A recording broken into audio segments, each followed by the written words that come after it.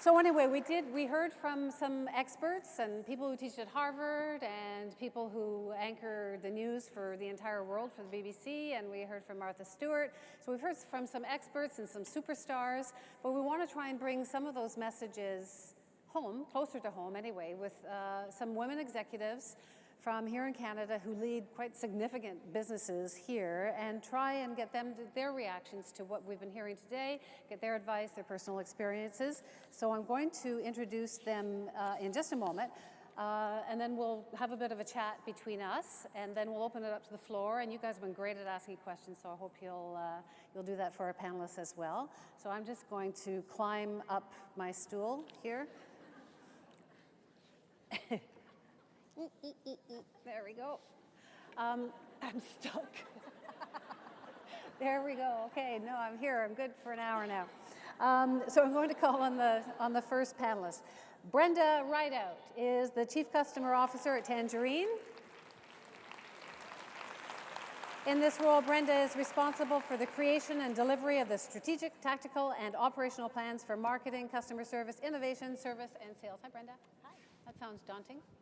That sounds daunting. Actually, it's wonderful.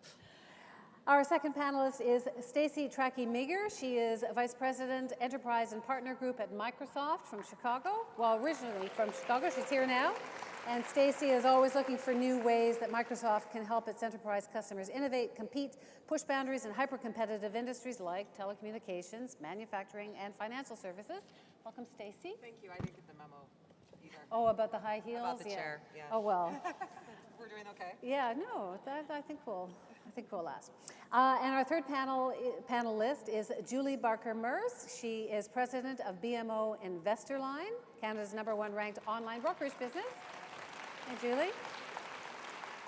She's also the chair of the Diversity Council for BMO's Private Client Group and leading a Women in Wealth, we're all for that, strategic initiative, and completed the New York City Marathon not wearing those shoes. Welcome, Julie. And our fourth panelist is Tara Fine. Tara is the first channel chief for Dell Canada, currently responsible for developing and executing the go-to-market strategy for the channel, which is a key strategic area for Dell globally. As part of her role, she also leads a national sales organization supporting 2,000 Canadian partners. And one of her inspirations is Oprah. Yeah, who's also someone you may have heard of. Welcome to everybody.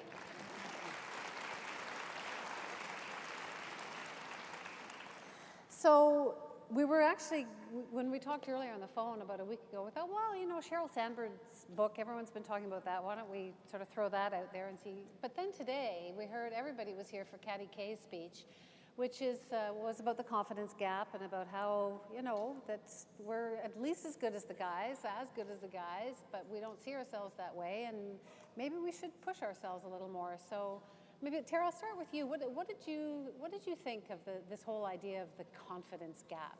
What did you think of what Katty was saying? Well, it certainly resonated with me, and I didn't, quite honestly, didn't think that women at that level actually had the gap. And, you know, if I can just say that for this event specifically, when I was asked to be on the panel, and I thought, I think you have the wrong person. I think you want someone else, and I think it just resonated with all of us, certainly that I've spoken to about, you know, the speech, and I thought that it's something that certainly we all wrestle with, but there are ways to overcome it, and I think for most of us, certainly in this room, we can resonate, we can certainly relate to the fact that there's gaps, but they're overcomable for sure. Julie, what did you think? Are you like a Martha? No, I have no confidence issues, or are you a Katty? I think I related, like everybody else. So that's what was reassuring for me, is that I'm not alone. And that's what I think really resonates when I have mentoring conversations with people, either mentors or mentees, when we think about just having somebody we can connect with and know that we're not alone. And we're all going through the same thing, and we need to challenge ourselves and challenge each other and support each other and do things that scare us.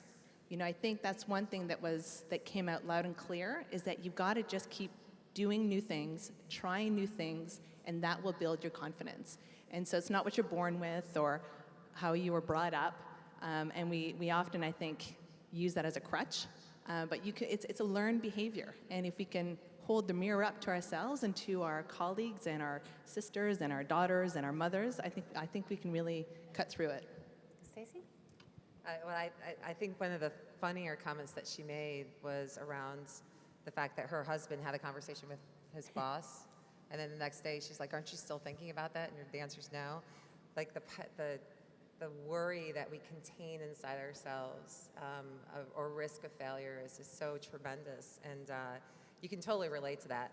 My husband, I was joking around to him the other day. He has this saying that he says, he goes, are we having a moment inside of Staci's head right now and you just need me to listen, or what do you want me to, what is going on? And I'm like, okay, that's where I need you to be right now. And then it'll come back up a week later. It will come back up a week later. And he's like, is that moment still buried inside your head? You can't let that go.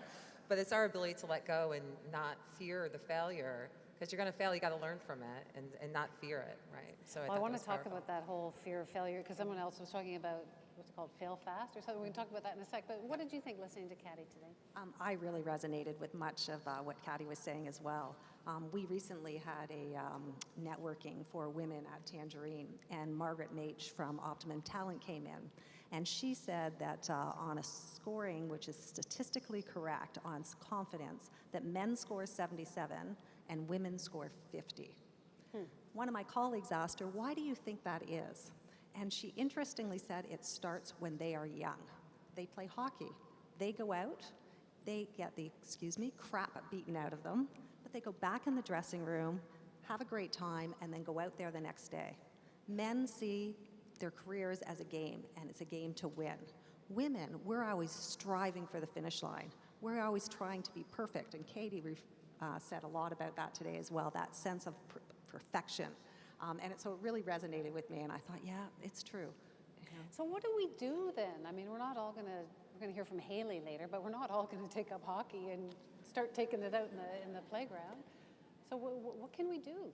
Well, I think we can start by inspiring our daughters and networking with each other and letting each other know that, you want to know what, it is okay. Right? And come and talk to me, and I'll be your biggest cheerleader. And I often think that women don't support other women as much as they should. So we are really trying within our organization, and I know my colleagues here have a lot of different initiatives within their organizations to really promote women and give them a safe environment to talk about how we might want to go about something. What did you guys think of the whole fail fast idea that we heard about? I love that idea. And I think as leaders, we have an obligation to encourage everyone to fail. And that means being accountable when it happens, and then dusting your team off when they fall and they need to get back up and keep going. And I don't think we do enough of that. So did you fail early on? I'm sure I failed many times. And I did fail early. And I do think that sport actually has a really important part to play. And when I look at my daughters who start a sport, and when they're not good enough, they quit, that really worries me. And I think it goes back to being perfectionist along the way. And so I think we have an obligation as parents and like I said, as peers and colleagues, to push each other to say, keep doing it, keep trying, and what are you learning from it? How do you get back up and keep going? Because I think you do get a lot out of that later on in life. And if you don't fail, then the first time you fail, you're not going to be able to keep going. And you're going to get stuck, and you're going to wonder why your career is not moving. Well, confession time, when I was first starting out in radio, and I was like doing weather reports and traffic reports and, clearing the aisles. And then one day the newsman called in sick, and they said, Wendy, can you be here at like 6 o'clock in the morning to do the, and I said, yeah. So I knew how to back in those days we had wire machines where this before computers, and you would get off your news and your weather, and you'd put it all together, and then you'd go down the hall and you'd read your newscast. And so I thought, I can handle that. So I said, yeah, I'll do it. And then one day, it was all organized. It was 1 minute to the newscast, and all the wire machines were going crazy, like there was some kind of emergency. But I thought, I can't. I can't look because I can't deal with that. I'm organized now. And I went down, and I came back out, and I found out 5 minutes later that the entire rest of the world had announced that 3 Mile Island exploded. So I failed. Completely. But we all do, right? I mean, Tara, have you had, confess your biggest failure ever? Or are we too afraid to fail? Do we not take enough chances? Yeah, so when we were speaking backstage, I think one of my failures is just not taking enough risks and not having the confidence to go after those jobs. And what I was going to say around, closing that gap, the confidence gap around relishing uncomfortable opportunities, for me has been such a huge contributor to building my confidence over the years. And it started, there was a moment I remember so clearly. It was about 10 years ago, and our general manager at the time walked me in a room and said, "I need to talk to you." And I said, "Okay." And she said, we need you to go to India and start up our call center. And I kind of looked at her and said, "Are you talking about someone else in the room? Because A, I've never had a desire to go international, and B, I have no experience. I don't know what you're thinking." And she said, "Well, you have 24 hours to decide. So let us know by 5 o'clock tomorrow." And I thought, this is my moment, and I better grab it, and so I did. And you didn't fail. I didn't fail, no. Staci? It's so funny because we want to being really good at everything is so exhausting, right? It really is, and so I find that even where I look back to where I failed, it as much as it felt like I failed so deeply, it becomes almost an experience to you. I started in my first management job at Microsoft running Silicon Valley, and I had this tendency, and I hopefully moving to Canada it doesn't happen here, but every time I move to an area, the economy falls apart. So every time I get a bigger job, so I take over Silicon Valley in the year 2000, really bad timing, and the economy falls apart. Did the same thing in Chicago, taking another big step. The banks. When did you come here? I got 2 years ago. If Okay. it follows me, just keep an eye on it. But what I found was I took on this job as a really big step. It was my first management job at Microsoft. Simple story told, I found out I was taking this job, and then I found out I was pregnant the day after I took the job. So I had two pressures, right? I had this family balance that I was trying to deal with, plus the pressure of this job, and the economy's falling apart on top of it. I'm like, what did I do to myself? In many ways, shape, or form. But I found that at the end of it, even though there was only so many things I could control, I mean, I couldn't control that the economy was falling apart. I couldn't control that I was in a situation where I was pregnant as well, and the fiscal year is going to come, as my husband kept saying, and I know you're 5 months into it, and it's not going away, so you got to tell him that this is going on. But at the end of the day, what you found was you moved through it, and what kind of felt in the soul that it was never going to go away didn't kill you. And then you went, okay, I dealt with a turnaround situation. I can probably go into another one again and learn from that. So I think there's catastrophic failure, and depending on catastrophic, it depends on what that means. You could fail miserably at your job, and you could get fired, and that's catastrophic. You could fail miserably at your family, and that you could get divorced, or that could be catastrophic or not, depending on your situation. But catastrophic is all based on your own interpretation of that. And I think the more that you can realize that failure is okay, it sets you a little bit free, because there's so much truth in freedom of that and what you learn from it. So that was my experience. So Brenda, she's raised the whole idea, and it's a theme that we've been talking about for 20, 30 years, but it's still a huge issue, and it is for men too, and that's the whole balance, the life-work balance issue. I mean, I think all of you have children. I have a child, and luckily I was kind of worked to deadline. I got pregnant at 40. It's a journalistic thing, I better get serious about this, yeah. But it is hard. I mean, how on earth do you, keep all those balls in the air and make sure that your career and your children survive? So what are your secrets, or is there a secret? So I think part of it is, what is it all? Right? So like you, I had my first son at 40, so I took the same path, and I graduated actually from technology, not marketing, which I'm doing now, in the 80s, and more the big suits with the big pads to make myself look bigger. But what I find is that any leadership position really is taxing and demanding on your time and your energy. So what you need to do, or what I've really tried to do, is determine what I can control. And for me, it's actually the mornings, especially when I was in technology, because in technology, stuff always happens at the end of the day, right? And you're there all night long. So when I had my son, I made a conscious decision that I do not do breakfast meetings anymore. So my team, and I had to train my boss, and I'm lucky I have a wonderful CEO who starts at 6:30 a.m. I'm not going to be there at 7. So for me, it's really important that I'm there when my son gets out of bed. I have breakfast with him. I give him his backpack. I try and get a hug, but he's 12 now, so now it's more for me than him. But really trying to find what can I control, where can I flex. But the reality is that senior positions, there's travel, there's after-hour events, or in technologies, there are implementations in the evenings. So you really have to try and figure out where you can balance. If you ask my sister-in-laws, I know they would tell you she does not have work-life balance. My goodness, she missed her son's first birthday, which is true. But that was 2013, where the entire Eastern Seaboard went black. You remember that blackout? How could you be the CIO and leave?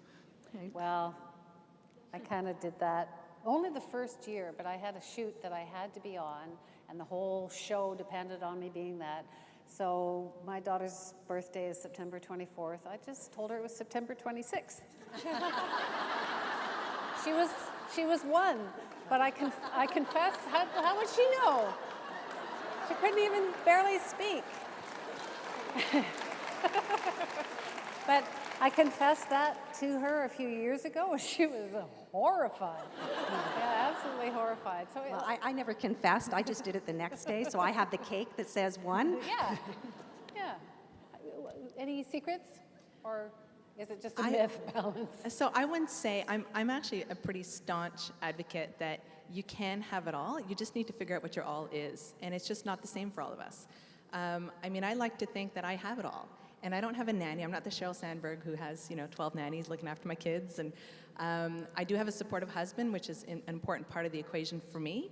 And I've declared what was important in all of my roles. And my oldest is 9, and I've had 3 or 4 jobs in the bank since she was born. And I've declared in every job what was important to me and what my hours were going to be and how I was going to make it work.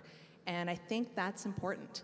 I think we're so hard on ourselves, and we have that little voice that says, I haven't worked that 14-hour day and it's going to look bad. And, we make all these stories up of what's happening around us. And I think the more women who actually go out there and say, this is what's important to me and I'm going to make it work, and you role model it and you live it, and people start showing up in the same way. And I think it's possible. I think if we're all looking for that happily ever after and the Prince Charming and the big house and the big car, that old view of what having it all is, I think that has changed. And with technology, and we saw it this morning with Microsoft and that wonderful video, technology has enabled us to do things differently, and our workday is different, and our family values are a little bit different, and our kids are demanding different things from us. And so once we're clear on what those are and you declare it to all those people around you, I think you can live it and you can make it happen. So Tara, have you been able to find balance, and is it changing? Is it easier to find balance these days? I think that just the word work-life balance to me is something that doesn't resonate, and it doesn't resonate because it acts almost as if they're 2 separate things.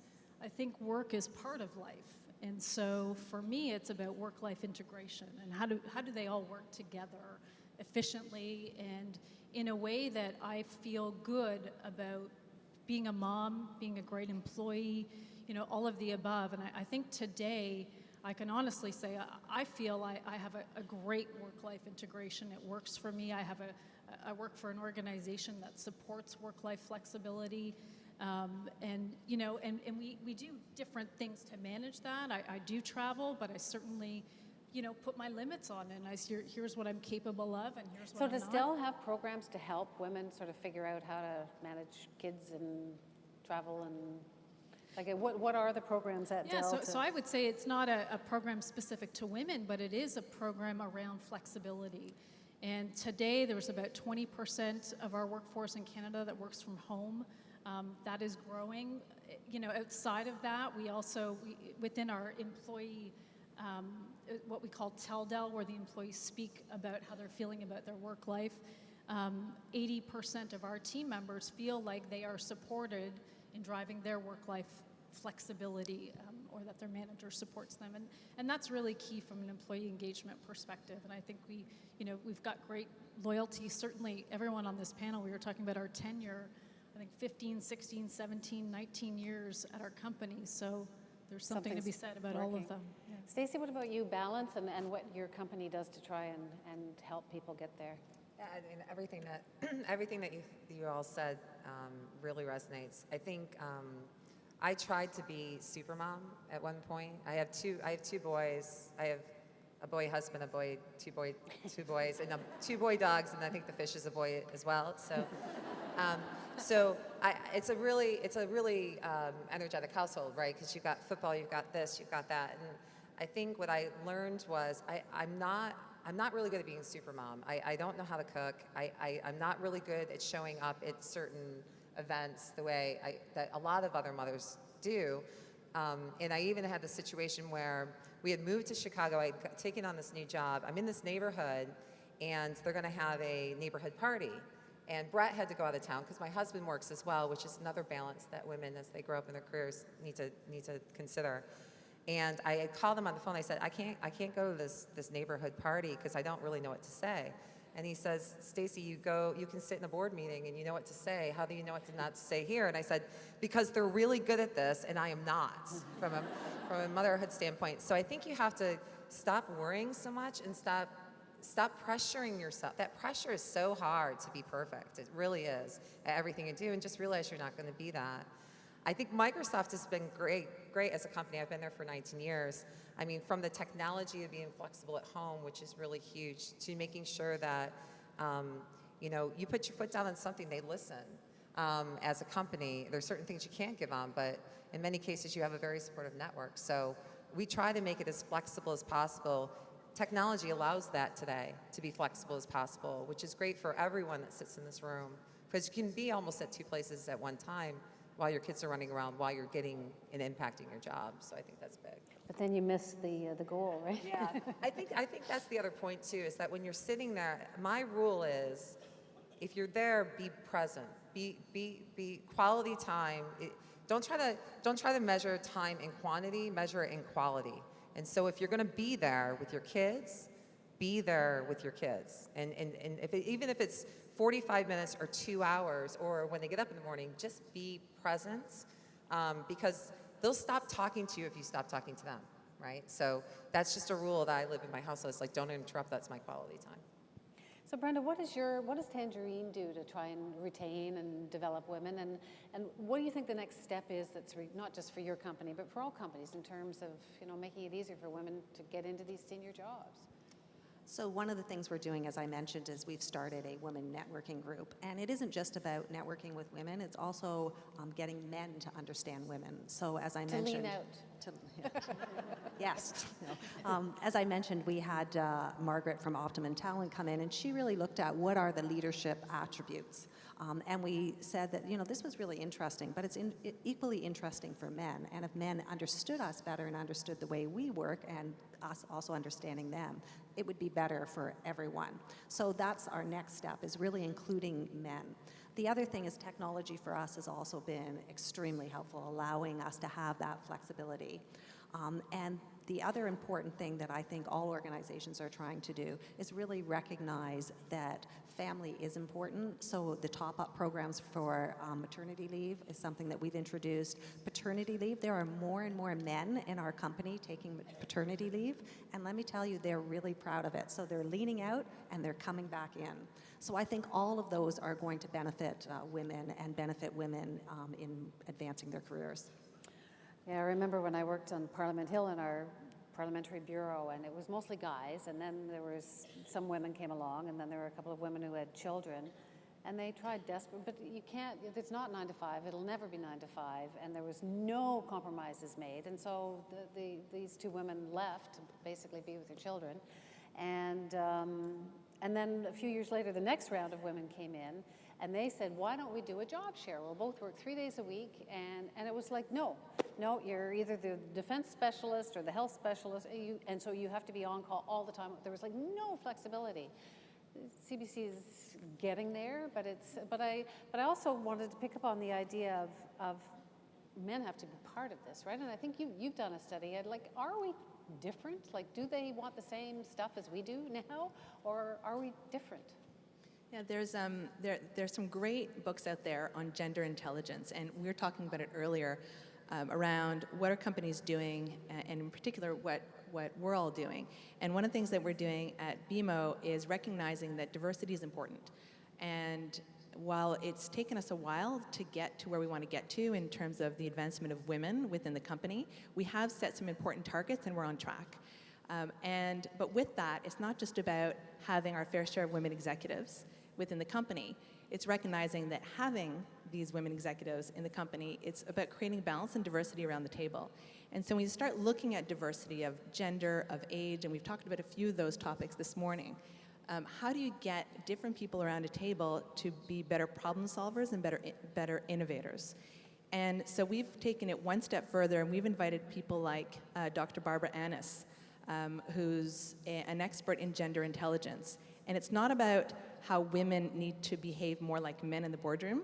It's about how are women different and how are men different, and therefore how are we better together? And it's the bottom line of the gender intelligence story is that it's about being you. It's just about being authentic and true to who you are and what you bring to the table. And very much like what Katty Kay said this morning, where she said, you know, if you start being somebody who you're not, you're removing the power of that diversity at the table. And so for more companies to start that dialogue with men and women, bringing men out to understand how women approach a situation, and for women to see how men approach a situation so we can better work together and complement each other, I think is that next generation, as we start seeing how the two work together much better, you know, versus having all women or all men in the same room. We're going to come to the floor in just a moment for questions. Are we set up for that, I hope? So get your game on, because we're hoping that there'll be a lot of questions that we can kick around some ideas. So I just want to touch one more area, which is, it used to be there was, you know, people would talk about cat fights and women not supporting each other, that women weren't supportive enough of each other within a workplace environment. Has that changed? Like, are women mentoring enough, advocating enough?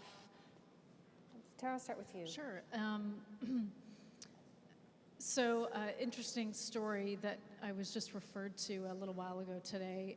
About a couple of years ago, I was sitting in we had an all-employee meeting, and one of our directors, who was female at the time, who was someone I looked up to and said, I want to be like her one day. We were in the ladies' room just prior to her going up, and I said, hi, how are you? And she said, oh, I'm so nervous. And one of my colleagues and I said, really? We had no idea. And she said, oh yeah, I'm terribly nervous. And I think in that moment, you know, it certainly brought us together as a female population from a leadership perspective. And I thought, oh, I'm not the only one. She's nervous as well.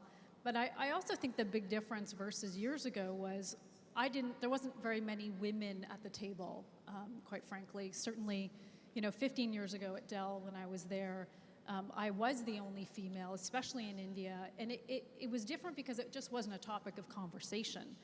So has it changed? Yes, because we now have these networks of women that we can talk to about it, not just women, but men are actually... Are we good enough to each other? Are we... I mean, it looks like Julie's saying no.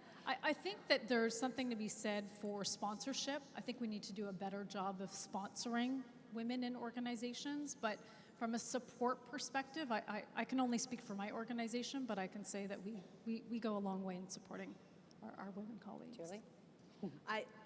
I've had an interesting personal experiences with women, and I have to say, I think companies are doing a much better job, for sure. And there are many people who are supporting each other and proactively, you know, putting their hand down and lifting people up. And they're showing it. They're taking risks on women. But I find that we still have a long way to go. I think women really compete with each other, and women look each other up and down, and they judge each other. And I've had more than guys do. I think I have had more support and sponsorship from men in my career than from women. The times where I didn't get a job, it was a woman not giving it to me. So I think women, now that's a personal story, and it's not going to relate to everybody in the room, but I still see it, and because I lived it, I'm making that extra effort to demonstrate to others to take risks on women, that if the woman doesn't feel ready, I tell her she's ready. Let's go. Let's do it, right? But I've had many women say, you're not ready yet in my career. And this is, in the last 15 years. This isn't 30 years ago, right? So I think it's still happening, and I think we all owe it to each other to stop looking at each other and judging each other and helping each other out. So having those vulnerable conversations and saying, I'm not perfect, and I need help, the more we do it, the more I think we'll create that supportive environment. But I think we do still have a long way to go.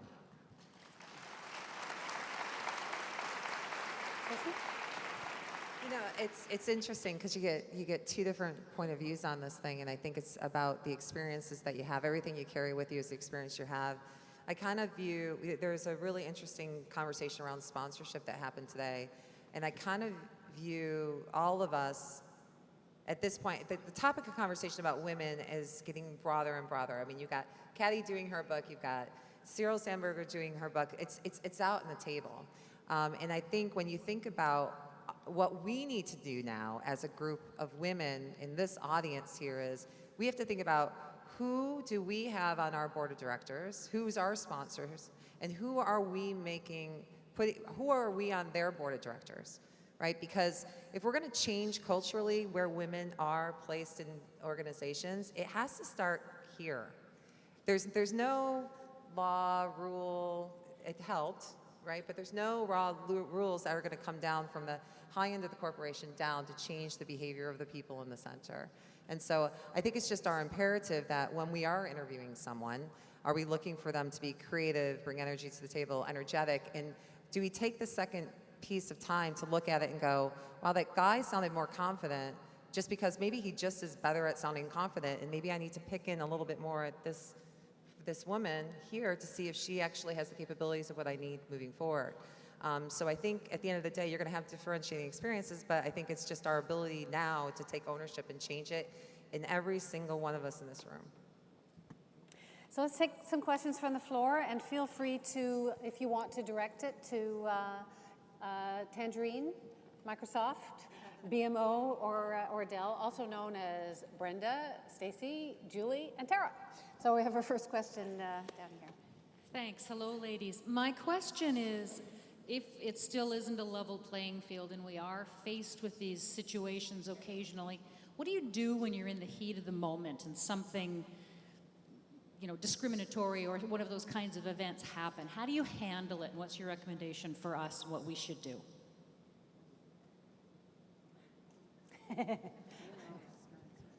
I have to say that I'm always surprised to hear about discrimination in the workplace. I've personally not experienced it, and maybe because I don't show up as a woman, I just show up as me. I loved Martha's comment this morning about saying, there's no difference, I'm just Martha. And I think if you start showing up that way, maybe you get blinded by some of all those things that happen around you. I can't say that, I've never had sexual discrimination against me. I have felt like the only woman in the room often, but I've parked it, knowing that you just have to have the courage to, if you're at the table, you're there for a reason, and you have a voice at that table. So I think if you park that little gremlin in the back of your mind that says, I'm being treated differently because I'm a woman, I think you can go a lot further. And that's not to say that discrimination doesn't happen, but I've been in a bank that is typically, in fact, we're banks and tech here, which is typically male-dominated. And I have to say, in my 18 years at the bank, I've never felt lesser because I'm a woman. I had a situation that happened to me when I was pregnant for my second child. It's the same boss, same boss at the time, and I was pregnant for my second child, and I'm like, okay, I can't tell him that I'm pregnant for the second one because he's not gonna like this. And he had walked into my office, and my colleague, who was also female, who ran another piece of the business for him, had recently gone out on maternity leave. And he walked in and he looked at me, and I'm like, okay, this is the day I'm gonna tell him. And he looked at me and he said, now all this stuff is going on with Carolyn, and this is really bad, but now don't you be starting a family on me. And he literally said that like with a finger, because I remember exactly how it looked. And I thought to myself, and I actually tell that story a lot, because I thought to myself, I'm like, wow, was this me or him? Like, I can't change him, right? First of all, if he did something terrible and he was doing something very discriminatory, but I'm not sure I can change him. But me holding that into myself as less empowering because I'm a female and I'm going to have a kid is my own bad. And so what I've used it more so as a story to empower others to basically step out and go, yeah, you know what, I'm going to try to have both, and this is what I need in my own balance. And sometimes you have to step out of it to balance yourself again and step back into it, but you never need to step out completely. So that was my experience. It's a tricky industry. Do you have a story, Brenda? I don't have a story, so like Julie, I can honestly say I've never been sexually discriminated against. Certainly there's been politics, there's been unpleasant circumstances, but I tend to deal with the circumstances, and I've been very fortunate. So I actually really applaud the women of the 60s and 70s, because I really think they paved the way for us today. Yeah, I would say similarly, I've never experienced it overtly, but certainly when I went to India and people warned me in advance and said, as a woman, this was 11 years ago, you know, aren't you afraid? Women there are not viewed the same way as men. You're in a corporate world. And I can honestly say that I never even felt it there. And I think part of that was about being just who you are. It wasn't about being a woman. It was about being a leader, being authentic, caring about the people, and making it about them. That was the vision, was to build a future for them. And I think sticking to that helped me just be successful, irrespective of what country or what environment I was in. All I can say is as soon as I moved to the Parliamentary Bureau, those posters of naked women came down pretty quickly. Hi, ladies. My name is Sarah Brown, and I run a business as a funeral celebrant. So I'd be interested to hear from any of you what you would like if you were to hire me, which would be amazing, by the way. If you were to hire me to write your eulogy at the end of your life, what would you want me to say about you? Oh. Your entire life in one sentence. I just saw my whole life flash before me. I think for me, the first thing that pops into my mind is she took risks and changed the world. If my kids would stand up, you know, at the end of my life and say that would feel pretty amazing. And so, I try to live by that and do things that scare me every day. And as long as I'm being scared and trying new things, I feel like I'm making a difference in the world, be it small or large. So hopefully you can be there and you can start writing for me. Brenda? So I think for me it would be that she was always seizing new opportunities. She was always growing and learning. My husband teases me and says I'm not allowed to get any further education, but he's not right. I'll keep doing it. And that I was a great mom. Those are the two things I'd like to see in my eulogy. I would say I'd want to be remembered for leaving people better than I found them, and just, inspiring those around me and being a great mom.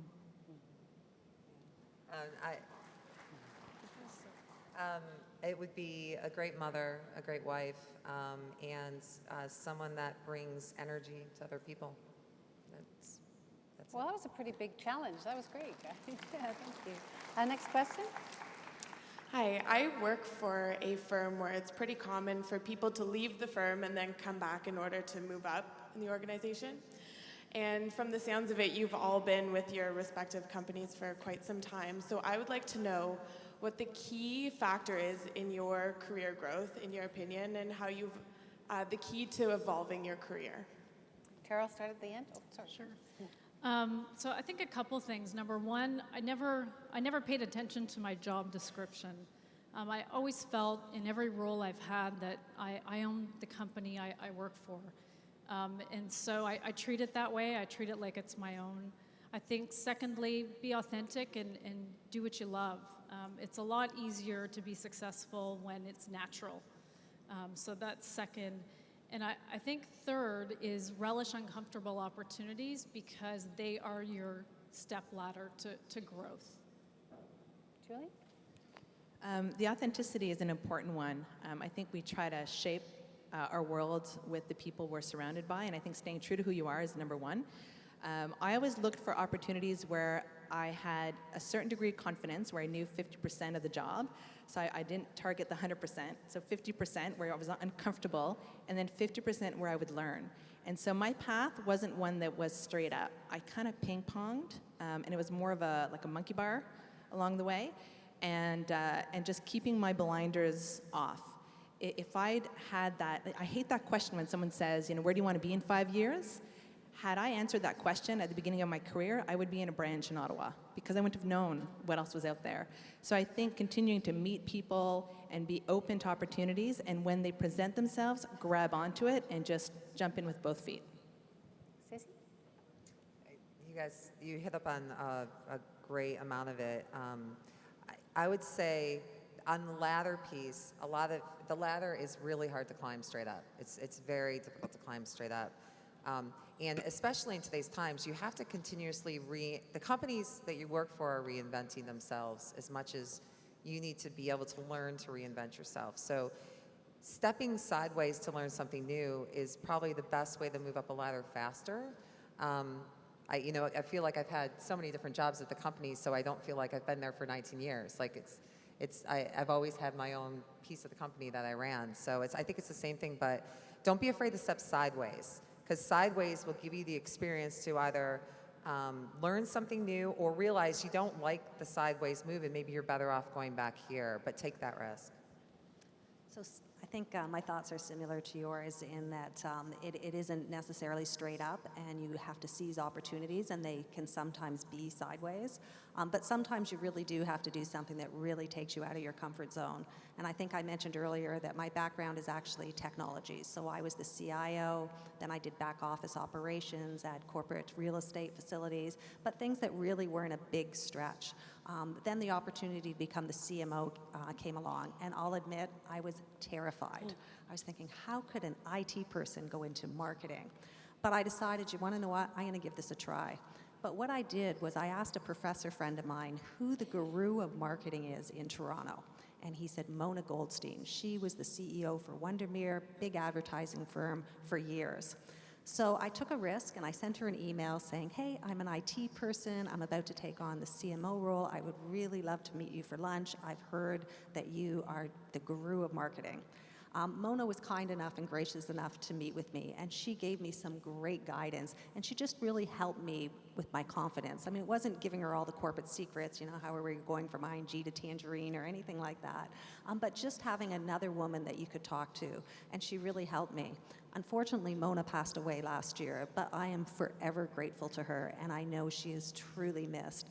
But I really think that seizing those opportunities and finding people that you can trust and finding some of that mentorship goes a long way in advancing your career. Thank you. Another question? Hi, I have a quick question for you. More looking for advice, I guess, for anyone in the room. If you've ever been told you're not necessarily ready for the next step or that next promotion, when you feel that you might be, do you have any advice for anyone on how to handle that type of situation? Yeah, who was it this morning who was asked about the situation? Should I just have told that person that they weren't ready for that they weren't going to get it? Be blunt or? Yeah, so I do remember there was a job, and it's funny because early in my career, I said, this is the job I want. And it was, at the time, it was running consumer sales for Canada at Dell. And the job didn't exist when I started at Dell, but I knew that at some point there would be the job, and people would say, well, what makes you think you're going to get the job? And I said, well, if there's a job, then I can get it. So that time came, and I actually didn't get the job. They didn't hire anyone, but they said they didn't feel I was ready.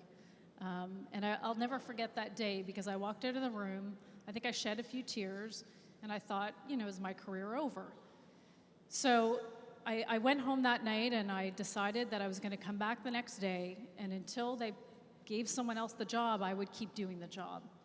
And then I went through some life experiences, and within a year, they not only did I get the job, but I never applied for it again, and I don't think I've ever applied for another job again after that. So I think part of it is just having the confidence, and just because one person doesn't think you're ready doesn't mean someone else doesn't think you're ready, and it doesn't mean you're not ready, quite frankly. And it goes back to maybe I wasn't as senior as they would have liked me to be, but it goes back to also I was 50% ready, just not 100%. Brenda, you want to say something? No. No. Oh, it was Staci, sorry. Yeah, I definitely did not get every job I ever wanted, because it doesn't really work that way. But yeah, people have told you that. I think understanding why is really important, to having deep conversations around that. And I also believe, and I don't know if this is a little bit more me, but I also believe that when a door closes, if you're not ready for something and the door closes, I believe there's another door that automatically opens up. Or you can view the world as everything's closed to you, right? I can't get this job, so the door is closed. And I think I've been fortunate. I mean, Microsoft's a really big company. I've been there for 19 years. I found that when the door closed, there was a reason why that door closed for me. Maybe I really wasn't ready. Or maybe I needed to do something to get a different experience. Or maybe I was ready and I really didn't want to work for that jerk anyways, because they really didn't think I was ready. It could be those things. But I've always found in the journey of your career, it's a journey. It's not I didn't know what I wanted to do. I still don't know what I want to do when I grow up. I really don't. I love this. This is really good. And then when the door opens, there's going to be another door that opens and closes. But I think it's all about, don't think the door is closed. Find out what you need, what experiences you need, and then realize that there's a whole nother doors that are all open. So figure out what that is. Thank you. Another question? So I have a question. Hold it close to your mouth. Check. Thank you. I have a question about the opposite end of the spectrum. So we're talking about women, but I've been reading a little bit about men who feel kind of like they might be losing out as women come in. So if you're trying to move up in your career, how do you kind of, I don't want to say combat, but kind of fight back against maybe the men who are thinking that you're taking their spot?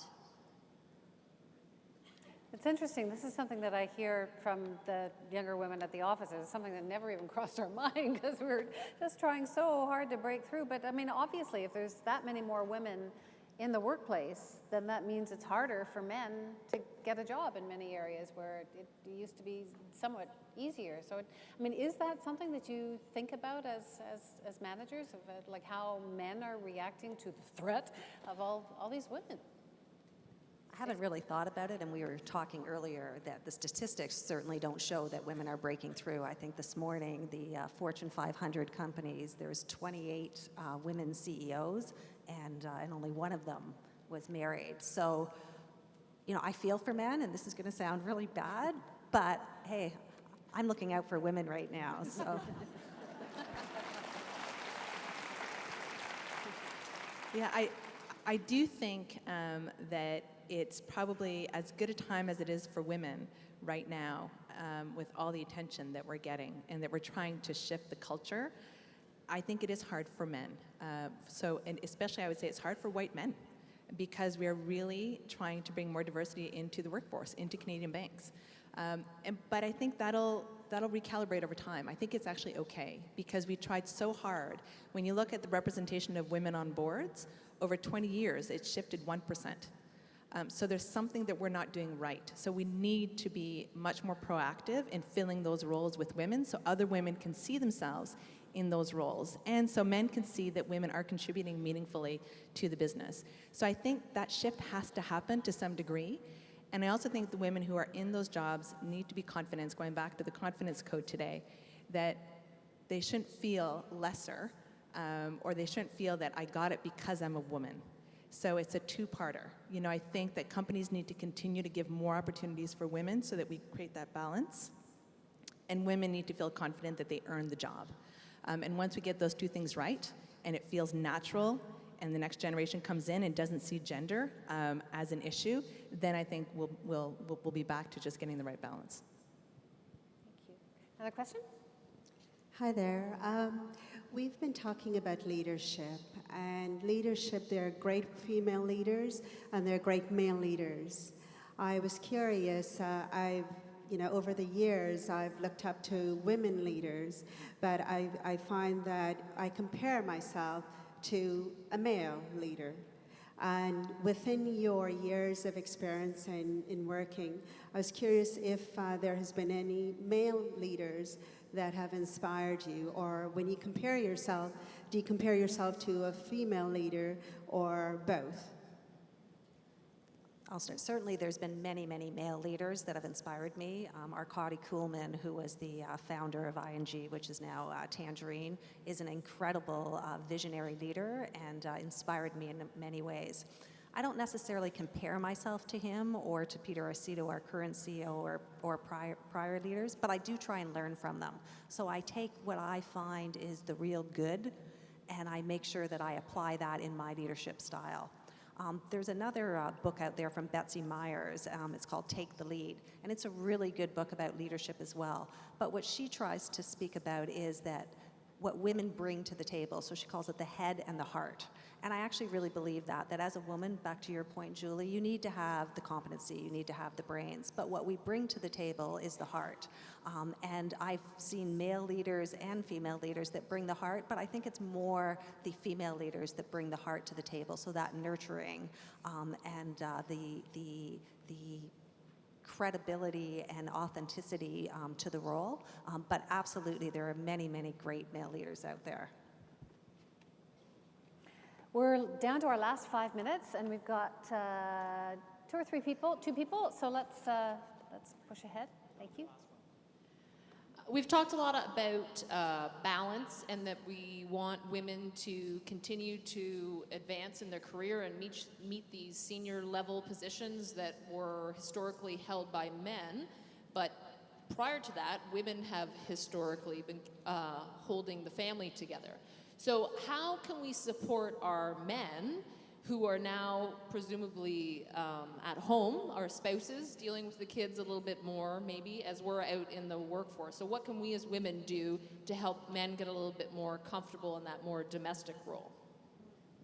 Yeah, I heard a great term that was the dedicated parent.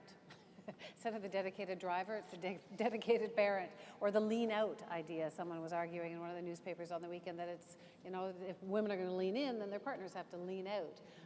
But that's a pretty, as you're suggesting, that's a pretty big adjustment. So how do you help with that? One of the things that I noticed, I was looking for great female leadership at Microsoft, like a sponsor. I wanted someone that was just like me. I wanted someone with really young kids. I wanted someone with a working spouse. And it was hard to find, because a lot of times as you move up the organization, something's got to give, right, inside the family, and that's a choice that you make. I do have a working spouse. He actually works at the same company that I do. Pillow talk is not that fun about Microsoft, but we do talk. I think the thing is that you have to have you got to have a deal with each other. And I think that was one of the things that Sheryl Sandberg talked about deeply, is that do you have a great partner in this, whether it's a partner, it's a spouse, or it's a family member, or it's friends, or who's your great partner in this? Because there's a little bit of confidence that goes down when you start to make more money or start to lead, but you have to have a deal with each other to do that. I think the other thing too is that my personal opinion is that we're actually a lot more sympathetic, because where we do have that gene that says I want to nurture as well. So there's more sympathy that goes back and forth, because I feel guilty when I'm not there. He actually feels guilty when he's there and not someplace else. So we're both going through our own emotional journey on top of where our careers are. So it's really about having that great partner in my mind, and the deal that you make with each other. Two more questions if we're quick. Hello, ladies. Thank you again for your support here today. My question relates back to something, I guess, that's a little more personal to me.